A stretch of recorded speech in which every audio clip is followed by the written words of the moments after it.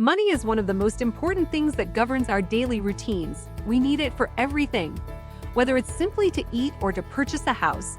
Because of our overwhelming reliance on money, it has also become one of the most stressful things that can hinder living our best life. Will we have enough money? Where will it come from? How will we pay all the bills this month? These are the thoughts that keep so many of us up at night. I have some good news for you though. Your life doesn't have to be lived this way. The stress can be conquered by taking control of your money and making it go to work for you. Welcome to the Seth Ray Money Guide, where we try to help you be successful on your journey towards financial freedom. In this video today, we are going to discuss how to think differently about money so that you can make money work for you and build financial peace. If this is your first time here, then welcome. Be sure to subscribe to the channel and hit that notification bell to be alerted when we upload new content. There are new videos released on a regular basis, and we want you there for every one of them. Financial stress basically means one thing: your money controls you. It's almost like you are a slave, constantly adjusting your life so that you can sleep a little better at night. Few people realize that this is something that they can actually take control of. How do we do that though? Conceptually, it's simple, but it can take some time to adjust to this new perspective. It's all about changing our own mindset. We have to change how we think about money. By doing this, we can gain control of our finances and reclaim at least a small part of our sanity. One of the biggest problems facing people today is the fact that when they look at their bank account, they only see a bunch of numbers on a screen. The problem is that it sometimes becomes difficult to realize that these numbers represent potential hard assets that can earn you more money. Some financial experts will even go as far as to recommend that people have a system of only keeping cash on hand for transactions. That way, they can feel the slight sting of actually seeing their funds depleted. However, we aren't going down that route, because even then, the motivation is a negative emotion. Let's consider a different option. By putting pen to paper or finger to keyboard, you can break down your income and expenses, giving purpose to every last cent you have. In other words, you can create a budget. Here's how we will look at it though. You're the manager of your money. You are the boss and all your money are your workers. As managers do, you will need to assign each worker to a certain job. You must give purpose to your money.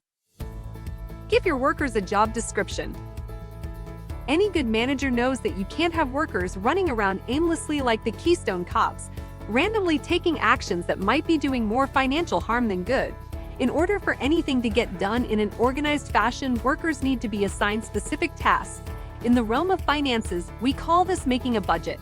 It is giving every dollar you earn a purpose. Just as a business can collapse if it has no idea what its workers are doing, a person's finances could eventually fall completely apart if they don't know where the money is going. There is nothing wrong with spending money, but the problem comes when these things are done haphazardly. When there is no planning behind any of it, then the money can start going away with no real knowledge of where it went. This is what can lead to financial ruin. Your money needs to have a purpose. Make a list that shows where all of your money is going: debts, bills, expenses, investing, and anywhere else you send your workers. Make firm decisions about the purpose of each of your dollars based on how many workers you have at your disposal. That way, no worker wanders around aimlessly, constantly in danger of vanishing for no good reason. By doing this, you might discover that a significant percentage of your workers are assigned to lost causes and being wasted. Maybe you can find a better job for them. If you have debt, then a significant percentage of your workers should be assigned to paying that debt down. Assign some workers to guard duty. You need to assign some of your workers to guard duty to ensure that you are protected from some of the more unexpected events that can pop up. If you own a car, you might run into car trouble. If you have a home, your AC unit might stop working. Things will sometimes go wrong. It's just a simple fact of life. This is where we take some money and put it away into savings, not to be touched unless something unexpected comes up that you normally can't cover. The bare minimum should be $1,000. However, it is usually recommended that you have 3 to 6 months of expenses set aside for disruptive life events. In other words, when your car engine starts smoking one day and you get a bill for the expensive repairs, the workers you put on guard duty will rush forward to take care of the problem. The more guards you assign, the bigger the problem they can handle. This is an essential function of your workers and a job that you as a manager cannot ignore. Pay off debt to get more workers working for you rather than for someone else. Car payments, credit card purchases. college tuition. Most of us have or have had some sort of debt at some point in our lives. There are even some among us who are so far into debt, it seems like there is no way out. Here's the thing though, no one is too far into debt that there is no return. So how are we supposed to think of debt in terms of being a manager of workers? Well, this one can be a little tricky. Debt means that you are sending some of your valuable workers off to do things for someone else for a certain period of time. So how can we get your workers back to start working hard for you? One of the most popular methods is known as the debt snowball. When you look at all of the debt you have, you take the debt that has the lowest balance and start paying that one down first. After the debt is paid off, you take the money you once spent on that particular debt and apply it as additional funds towards the next lowest balance debt, and repeat until all of your debt is completely eliminated. In essence, some of your workers are being tasked with paying something off.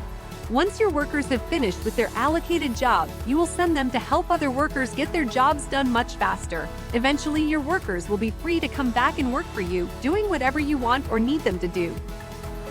Attract more workers to you. Now that you have a budget, an emergency fund, and little to no debt, it's time to attract more workers. This is the fun part of building wealth, but don't get carried away with thoughts of riches just yet. There are plenty of steps to take and many things to think through first. So when people talk about building wealth, the subject of passive income is sometimes mentioned. This is a source of income that usually requires an initial investment, but yields a much higher return over time, eventually turning into an effortless stream of funds. In our terms, we will assign our workers to go out and recruit other workers. Rental properties are a great source of passive income when done properly. After an initial investment for things like a down payment, repairs, and even a rental property management company, the tenant's rent can pay the mortgage and then some. Eventually, because you sent some workers to take care of a few things on the front end, you'll get more workers back. This is the same thing with other types of passive income sources like affiliate marketing, selling ebooks, online courses, and many others.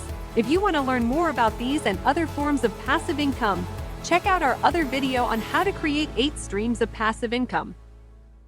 Donate some of your workers. What is the purpose of building wealth or gathering more workers? Everyone has a certain goal in mind when they build wealth. Buy a large mansion, spend weeks on the beach with no care in the world. There is nothing wrong with any of that, but in the grand scheme of things, what does it accomplish? We believe that wealth should come with a certain responsibility to your fellow human beings. Do you realize how big of a difference some of your workers could make in the world? Perhaps there are cancer patients who need financial assistance to recover. Maybe some of those who survive because of the treatment they receive will decide to dedicate themselves to researching cancer. One of them could potentially make incredible advancements in their field that greatly benefits humankind. Maybe there is someone who is poverty-stricken, who is the benefactor of a random act of charitable kindness, and who wisely uses that gift to pull themselves out of their situation, becomes wealthy, and starts a charitable organization to help others who are also in poverty. Once you are able to do so, never be afraid to use your workers to improve the human condition and make the world a better place. Bringing your workers back to you, assigning them to guard duty, giving them purpose, bringing in more workers, and donating some of your workers to those in need. These are just a few simple steps to financial freedom and a better life overall. Of course, it takes a bit more than a single YouTube video can describe. If you want to learn more about how to think differently about money, we recommend you check out the books Think and Grow Rich by Napoleon Hill, The Richest Man in Babylon by George S. Clason, and Rich Dad, Poor Dad by Robert Kiyosaki, where there is much more detail about some of the principles we have discussed. You can find a link to all of these books in the description below. Overall though, just remember that you have the power to manage your workers. Don't let them leave you to needlessly work for someone else. Give them the properly assigned tasks and they will do their jobs well. Thank you so much for watching. Don't forget to like and subscribe. Check out our channel for even more financial insights. See you next time and take care.